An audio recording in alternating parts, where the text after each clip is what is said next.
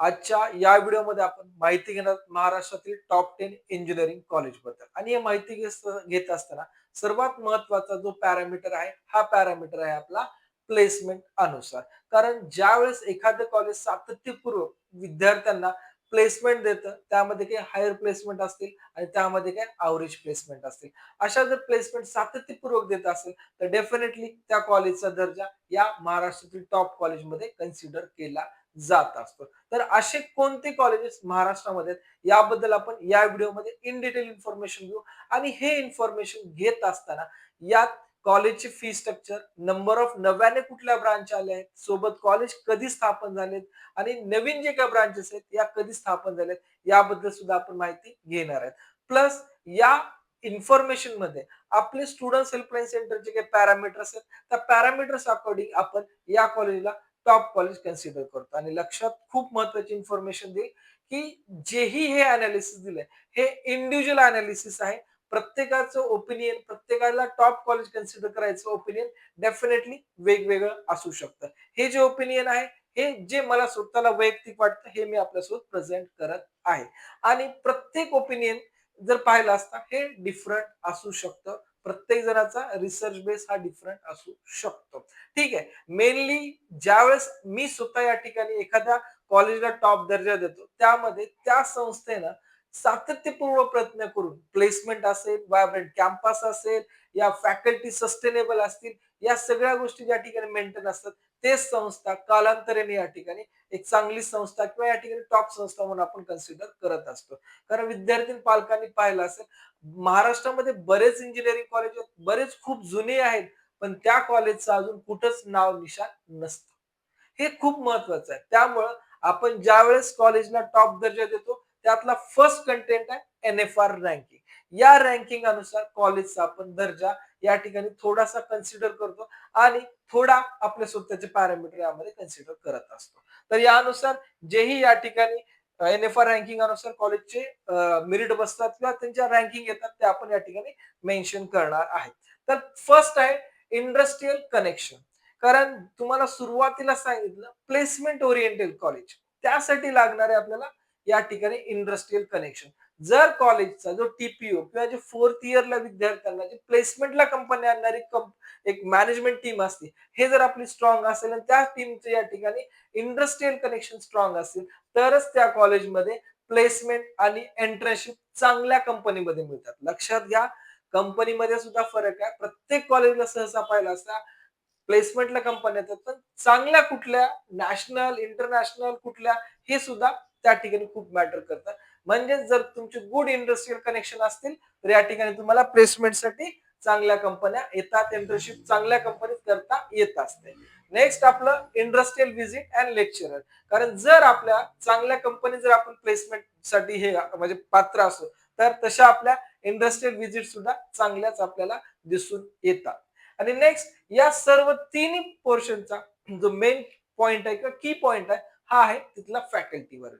जर फॅकल्टी वर्ग फुल क्वालिफाईड असेल, डॉक्टरेट असेल, रिसर्च बेस्ड असेल तरच या गोष्टी पूर्ण फुलफिल कम्प्लीट होतात.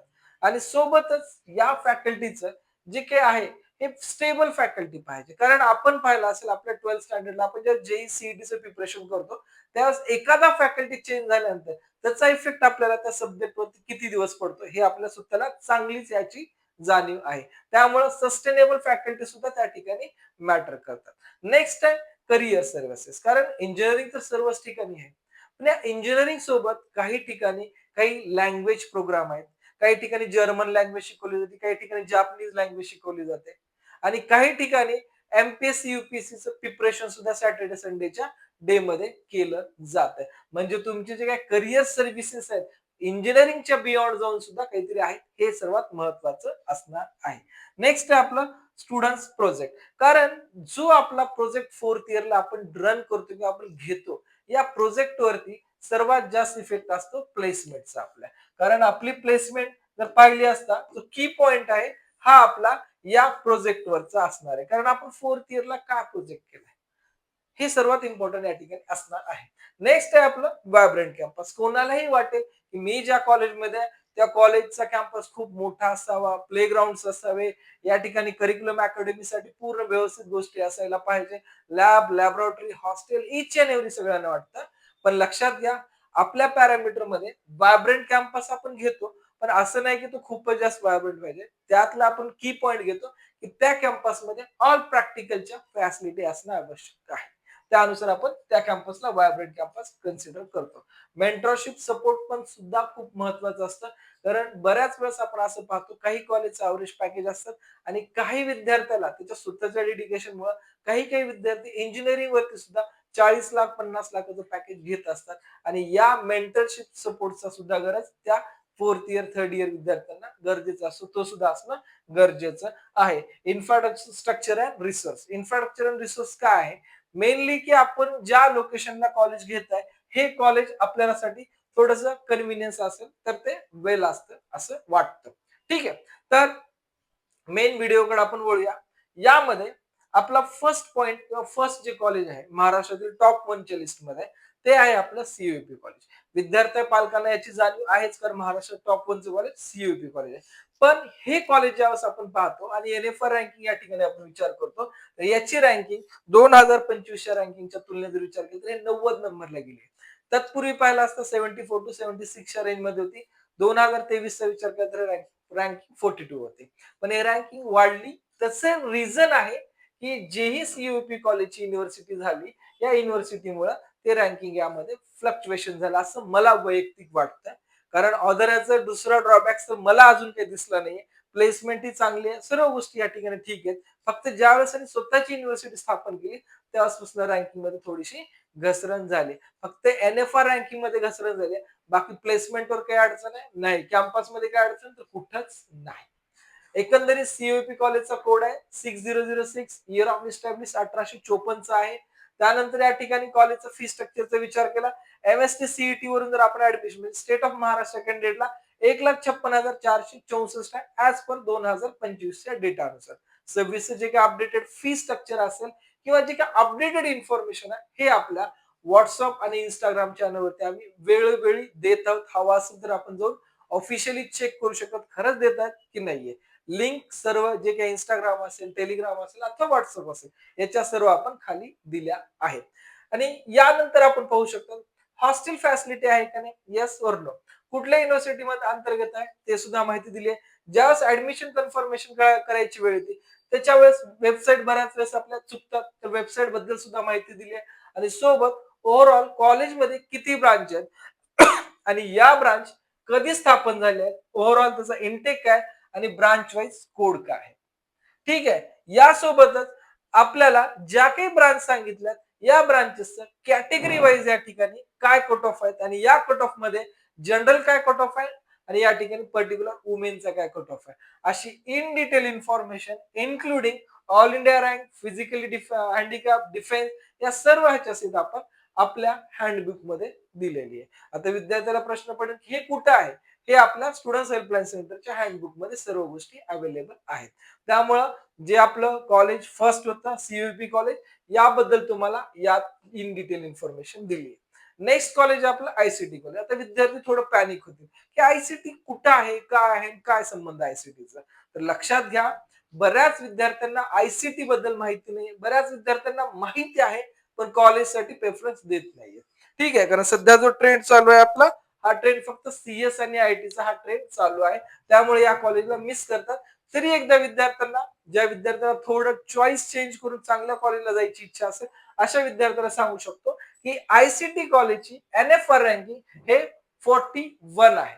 लक्षात घ्या, काही आयआयटी, काही एनआयटी चे सुद्धा कॉलेज या कॉलेजच्या मागे आहेत. म्हणजे हे कॉलेज एवढं चांगलं या ठिकाणी आहे. आणि कशामुळे चांगलं आहे, कारण टोटली जे फॅकल्टी आहेत रिसर्च बेस्ड फॅकल्टी येतात, स्वतःचे पेटंट असलेले फॅकल्टी येतात. तर त्याच्यामुळं या कॉलेजमध्ये बऱ्याच विद्यार्थ्यांची इच्छा असते ऍडमिशन मिळावं, मिळत नाही. पण काही विद्यार्थ्यांना खूप चांगले मार्क्स असतात पण ऍडमिशन या कॉलेजला घेत नाही. लक्षात घ्या, चांगलं कॉलेज कधीही चांगलीच प्लेसमेंट देऊन जातं. आपली चांगली ब्रांच कदाचित प्लेसमेंटला थोडीशी अडचण करू शकते, पण चांगलं कॉलेज कधी प्लेसमेंटला अडचण करत नाही. ठीक आहे. या कॉलेजेसचे आपण ब्रांचेस पाहू शकतात. कधी स्थापन झाल्यात पाहू शकतात. नव्यानं कुठलीच ब्रांच नाहीये. जे आहेत ते ऑलरेडी ज्यावेळेस आय-आय-टी टायमिंग होता त्यावेळेसपासून इस्टॅब्लिश असलेल्या ब्रांचेस. लक्षात घ्या, आय-आय-टी जेव्हा स्थापन झाल्या तेव्हापासून हे कॉलेज स्थापन आहे आणि तेव्हापासून या ब्रांचेस आपल्याला दिसून येतील. मेनली सध्या आय-आय-टी ची काउन्सिलिंग सुरुवात आहे. ज्याही विद्यार्थ्यांना जोसा काउन्सिलिंग करायची असेल असे विद्यार्थी आपल्याकडे पेड काउन्सिलिंग जॉईन करू शकतात. सोबतच स्टेट इंजिनिअरिंग कॉलेजची काउन्सिलिंग आपल्याकडे जॉईन करू शकतात. त्याची लिंक डिस्क्रिप्शन मध्ये दिली आहे. पूर्ण डिटेल व्यवस्थित वाचा आणि मग जॉईन करा. इन केस काय अडचण असेल कॉल करा दिलेल्या स्क्रीनवर नंबरवर आणि मग जॉईन करा. ठीक आहे. नेक्स्ट आपल्या लिस्ट मध्ये व्हीजीटी आहे कॉलेज. ठीक आहे. आता ह्याच्यामध्ये आणखी एक सांगेल, सीयूपी व्हीजीटी आहे. लार्ज डिफरंट किंवा मार्जिनल डिफरन्स सध्या राहिले नाहीये. दोन्ही कॉलेजनी व्यवस्थित परफॉर्म केलेलं आहे. दोन्ही कॉलेजच्या प्लेसमेंट सुद्धा या ठिकाणी आपल्याला व्यवस्थितच आपल्याला दिसून येतील. सेम ॲज कॉलेजचं पूर्ण इन्फॉर्मेशन, कॉलेजच्या पूर्ण कट ऑफ ब्रांच या सर्व तुम्हाला पूर्ण दिले. फीस 2,05,000 गव्हर्नमेंट ऑटोनॉमस आहे, पण फीस थोडीशी जास्त आपल्याला दिसून येईल. ठीक आहे. हे आपल्या लिस्ट मधलं 3 नंबर. नेक्स्ट आहे आपल्या लिस्ट मधलं 4 नंबरचं कॉलेज, जे की एसपीआयटी कॉलेज आपल्याला या ठिकाणी दिसून येईल. एसपीआयटी आणि एसपी मध्ये डिफरंट आहे. एसपीआयटी कॉलेज कोड 3215 आणि एसपी कॉलेज 3014. या कॉलेजमध्ये टोटली टेक ब्रांचेस आहेत. त्या कॉलेज म्हणजे एसपी कॉलेजमध्ये आपल्याला मेकॅनिकल, सिव्हिल, इलेक्ट्रिकल या ब्रांचेस आपल्याला पाहण्यास मिळून जातील. कॉलेजची एकंदरीत फीस 1,12,125 आहे. मेरिट पाहिला असता 99.75 च्या पुढे आपल्याला दिसून येणार आहे. यामध्ये महत्वाचे या ठिकाणी सांगू देईल, कॉम्प्युटर इंजिनिअरिंग आणि कॉम्प्युटर सायन्स अँड इंजिनिअरिंग या ब्रांचेस भरत असणारे विद्यार्थी, बहुतांश विद्यार्थ्यांची चूक होती की एकच ब्रांच भरतात. लक्षात घ्या, आपल्याला या कॉलेजच्या दोन्ही ब्रांच भरायचे आहेत. तर त्यानुसार केअरफुली चॉईस फिलिंग करा. कारण चॉईस फिलिंग हा पॅटर्न जस्ट एक लिस्ट, कॉमन लिस्ट घेतली भरली हा नाहीये. आपण जे भरत आहेत ऑप्शन केअरफुली पूर्ण सीट मॅट्रिक्स पाहून भरा. कारण विदाउट सीट मॅट्रिक्स विद्यार्थ्याला विनंती आहे पाहू नका. तर विद्यार्थी कुठून तरी 1,000-2,000 ची लिस्ट बाय करतात. बाय करून जे लिस्ट दिलात ते भरतात. त्यामध्ये कुणीच पाहत नाही माझे मार्क्स किती आहेत आणि माझा रँक आहे, माझी कॅटेगरी कुठली आहे, मला कशा पद्धतीने चॉईस फील करायला पाहिजे, की जेणेकरून मी कॅप राऊंड प्रोसेस मधून बाहेर जाईल. कॅप राऊंड प्रोसेसचे 2025 मध्ये जे काही रूल्स आलेत, या रूल्समुळे ज्याही विद्यार्थ्याचं पर्सेंटाईल 97 च्या पुढे आहे, या पर्सेंटाईलच्या विद्यार्थ्यांना इथं कुठेतरी बरीच डिफिकल्टी दिली आहे. त्याबद्दल सुद्धा मी नेक्स्ट व्हिडिओमध्ये इन डिटेल इन्फॉर्मेशन तुम्हाला डेफिनेटली देईल. तर 5th नंबरचं कॉलेज जे आहे आपलं पीआयसीटी, म्हणजे एसपीआयटीच्या नंतर आपण पीआयसीटी कॉलेजला या ठिकाणी कन्सिडर करतो. यामध्ये एक मुख्य गोष्ट आहे की 2023 मध्ये artificial intelligence and data science हे नवीन ब्रांच आली आणि next electronics and computer engineering Naveen branch आहे. बाकी स्क्रीनवरती डेटा आहे, तुम्ही पाहू शकता. नेक्स्ट आपलं 6 नंबर कॉलेज आहे वालचंद सांगली. वालचंद सांगली पीआयसीटी आणि व्हीआयटी यामध्ये विद्यार्थी काही ठिकाणी कंपॅरिझन करतात की मी या तिन्हीपैकी कुठल्या कॉलेजला प्राधान्य देऊ. तर त्यातलं पहिलं ऑप्शन आहे पीआयसीटी. माझं ओपिनियन घेत असेल नेक्स्ट ऑप्शन मी वालचंद सांगली देईल आपल्याला. ठीक आहे. कारण विद्यार्थ्यांना कॉलेज थोडस नॉन मेट्रो मध्ये येतं, या ठिकाणी तोच ड्रॉबॅक आहे. बाकी काही ड्रॉबॅक नाहीये. जर आपण अदर कॉलेजच्या ठिकाणी या कॉलेजला जरी प्राधान्य दिलं तरी काही अडचण नसणार आहे. ठीक आहे. Next SP college. आता एसपी जसं मगाशी सांगितलं की सरदार पटेल यामध्ये सिव्हिल, इलेक्ट्रिकल, मेकॅनिकल या ब्रांचेस आहेत. कॉलेजचं एक ऍडव्हान्टेज आहे, कॉलेज या ब्रांचेस सोबत एमपीएससी युपीएससीचं सुद्धा प्रिपरेशन करून घेतो. कारण बरेच माझे विद्यार्थी त्या ठिकाणी आहेत. प्रत्येकाचा फीडबॅक आहे की सर कॉम्पिटिटिव्ह एक्झामिनेशनची तयारी सुद्धा करून घेतली जात आहे. ठीक आहे. नेक्स्ट आपण पाहू शकतो डीजे सांगवी. आता लक्षात घ्या, डीजे सांगवी आपल्या लिस्टमध्ये 8 नंबरला सस्टेन करते. या ठिकाणी पुण्यातलंच एक नामांकित कॉलेज होतं, पण ते कॉलेज आपण घेतलंय 10 नंबरला. त्याचं रिझन विथ एक्सप्लेनेशन तुम्हाला देईल की का आपण 10 नंबरला घेतलंय. तर डीजे सांगवीचा आपण विचार केला असता यामध्ये पाहू शकतात आपण 2021 आणि 20 याच्यामध्ये बऱ्याच काही या ठिकाणी कॉलेजमध्ये नव्याने ब्रांच आलेले आहेत आणि कॉलेजचं प्लेसमेंट ग्राफ हा दिवसेंदिवस हाय रेंज मध्येच या ठिकाणी चालत आहे. आणि कॉलेजची फीस आहे 2,29,000. बाकी कॉलेजचे fee structure sorry cut off बद्दल पूर्ण डिटेल इन्फॉर्मेशन तुम्हाला स्क्रीनवरती दिली आहे. कृपया पॉज करून पहा, कारण तुम्हाला डिटेल इन्फॉर्मेशन मिळून जाईल. नेक्स्ट आपल्या लिस्ट मध्ये आहे वालचंद सांगलीचं अनऍडेड.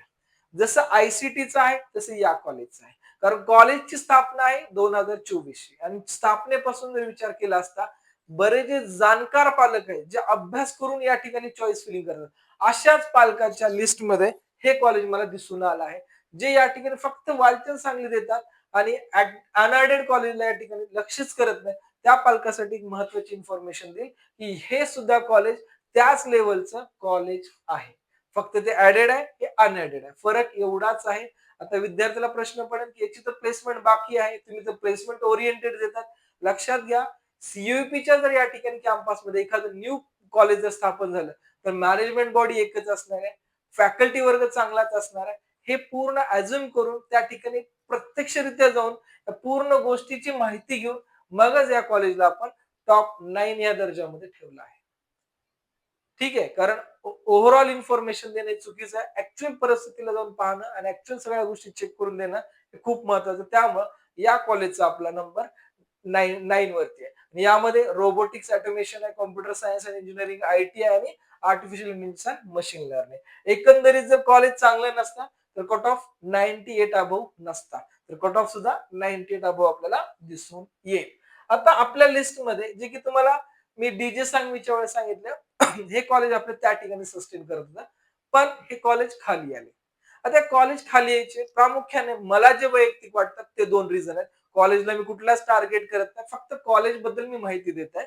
तर यामुळे मी सांगू इच्छितो, की ज्यावेळेस व्ही-आय-टी बिबवेवाडी आणि व्ही-आय-टी कोंढवा हे 2 कॉलेज मर्ज झाले. त्यावेळेस जो या कॉलेजचा जो सीट इंटेक झाला, हा नियर बाय 4,000 च्या जवळ झाला.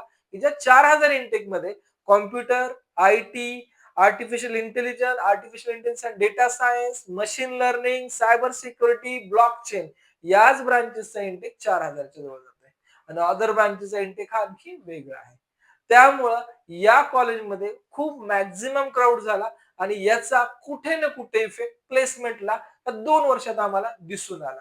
ज्यावेळेस विद्यार्थी 2022 चे विद्यार्थी ज्यावेळेस होते आणि त्यावेळेस आज जर आपण पाहिलं असता, की त्यांच्या प्लेसमेंटचा विचार नाही केली असता, तर या ठिकाणी एव्हरेज प्लेसमेंट पेक्षा सुद्धा कमी प्लेसमेंट या ठिकाणी जाणवले आम्हाला. आणि त्या अकॉर्डिंगच हा रिझल्ट दिला. तत्पूर्वी जे काही 19-18 बॅचचे विद्यार्थी होते, यांचा रिझल्ट हा एक्सलंट दिसून आलेला आहे. तर याच अकॉर्डिंग या कॉलेजचा जोही या ठिकाणी नंबर आहे, हा 10th नंबर आहे. आणि या कॉलेजच्या computer, electronics, IT, artificial intelligence and machine learning and data science या जे ब्रांचेस आहेत या बिबीवाडी कॅम्पसमध्ये होतात आणि अदर दॅन जे ब्रांचेस आहेत या व्ही-आय-टी कोंढव्यामध्ये होतात. हे सुद्धा महत्वाचं आहे. कदाचित एखादी ब्रांच इकडं या किंवा त्या कॅम्पसमध्ये होऊ शकतं. पण या परिस्थिती 2 वर्षापासून या व्ही-आय-टी कॅम्पसमध्ये चालू आहे. आता याच्यावरून तुम्ही ठरवू शकतात, की खरंच हा रिसर्च बेस्ड व्हिडिओ होता, की जस्ट काहीतरी आलं ट्रॅडिशनल पद्धतीने माहिती दिली. हे सर्वस्व तुम्ही स्वतः ठरवू शकतात. अशीच इन्फॉर्मेशन जी कॅप राउंड बद्दल मी तुम्हाला मगाशी बोललो, ते आपण नेक्स्ट राउंड मध्ये पाहणार आहोत, की 2026 मध्ये कशा प्रकारे कॅप राउंड कंडक्ट होऊ शकतात आणि विद्यार्थी पालकांना काय काळजी घ्यायची आहे हे राउंड फिलअप करत असताना. ठीक आहे.